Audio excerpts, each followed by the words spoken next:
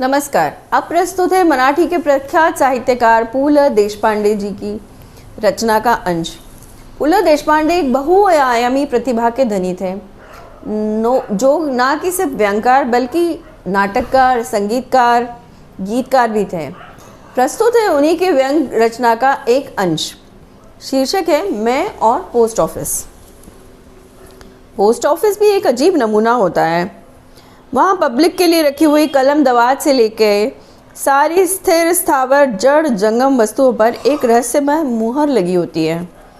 उस मोहर की छाप को पढ़ पाना उतना ही कठिन है जितना वहाँ के लिफाफे या रसीद पर लगी हुई छाप को। फिर भी उसका अस्तित्व होता है, यह तो मानना ही पड़ेगा। कुछ काला काला सा ठप्पा जो होता है। मुझे लगता है कि डाक विभाग में नौकरी पर रखते समय यह भली भांति जांच लिया जाता है कि कहीं उम्मीदवार के चेहरे पे कोई विशेष भाव तो नहीं है, अथवा सभी भावनाओं का अभाव है या नहीं, यह भी देखा जाता होगा। अन्य सरकारी विभाग के कर्मचारी और पोस्ट विभाग के कर्मचारी, इन दोनों के मुखमंडल की भावनाओं में मुझे सदा ही बहुत बड़ा अंतर दिखाई देता है। अन्य सरकारी विभाग के कर्मचारी विभागों के लोग एकदम तैयार होकर अपने क्लर्की की झाड़ू को से किसी को कब झाड़ कर बाहर फेंक दे, इसका भरोसा नहीं। पोस्ट कर्मचारियों के साथ ऐसी बात नहीं है। उनसे 5 पैसे का टिकट मांगो या 50 रुपये का, वे एक निष्काम कर्मयोगी के समान टिकट दे दिया करते हैं। डाकघर की इमारत की रचना भी कुछ निरालापन होता है।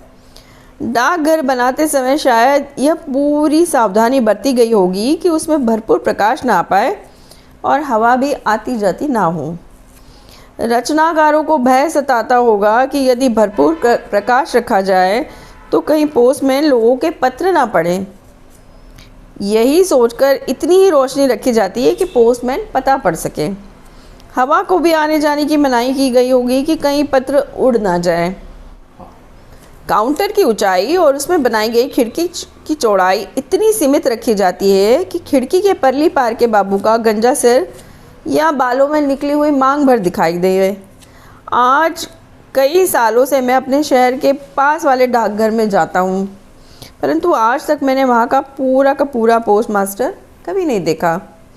खिड़की की उस तरफ जब गंजे सिर की जगह मांग दिखाई दे तो मैं समझ जाता हूँ कि डाक बाबू की बदली हो गई है।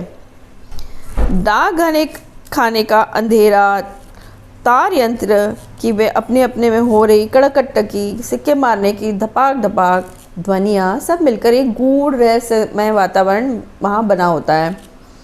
खिड़की के परली पार का प्रत्येक छोटा बड़ा बाबू नीचे सिर झुकाए कुछ न कुछ लिखने में डूबा होता है। उसकी लिखावट यदि कभी रसीद वसीद के रूप में अपने हाथ लग भी गई तो उस पर लिखे हुए अक्षर किसी सांकेतिक लिपि के अक्षर प्रतीत होते हैं। जो महानुभव डाकघर से मिलने वाली रसीद पर लिखे हुए अक्षर पढ़ सकता है वह अवश्य ही किसी डॉक्टर का प्रिस्क्रिप्शन भी आसानी से पढ़ सकेगा।